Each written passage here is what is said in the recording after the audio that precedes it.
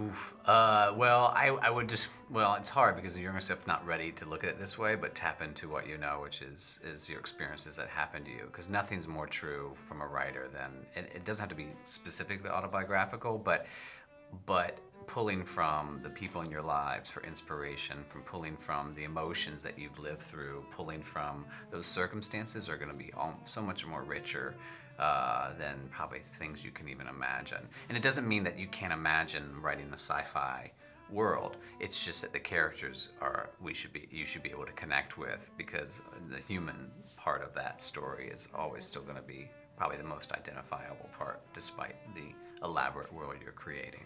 And did you both have that with The Way, Way Back?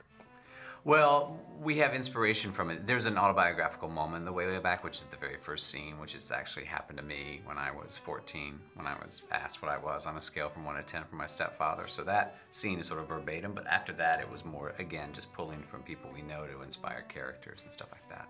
Mm-hmm. And specific experiences or moments in your life that happened that you quickly try to write down to remember, and then a lot of those end up sort of seeping into the screenplay.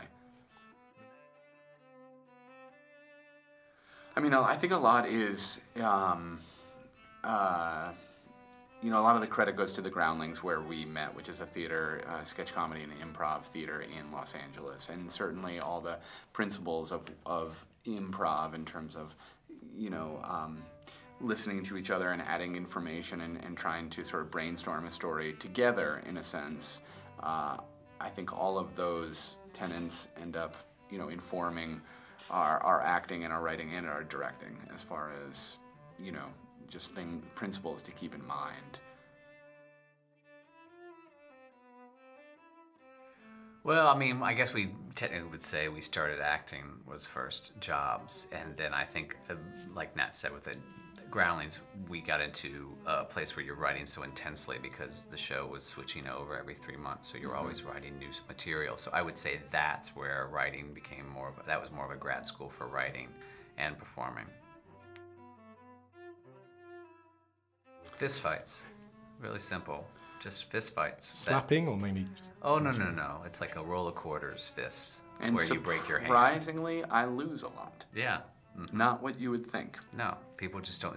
They underestimate Jim's. It's just like Ant-Man in a comic book. Bony frame. All of my weight is compressed into a smaller thing, so it's like getting hit by a truck when my fist hits you. Mm-hmm. But no, we work out as if that I'm now transitioning as if people would believe that was the real thing. But again, improv. The foundation of that is listening and giving and taking, and in a way checking your ego at the door. So I think we just try to. It's not easy. You have disagreements, but I think we try to at least allow ourselves to follow the way one wants to go for a little bit, and because you will probably be surprised.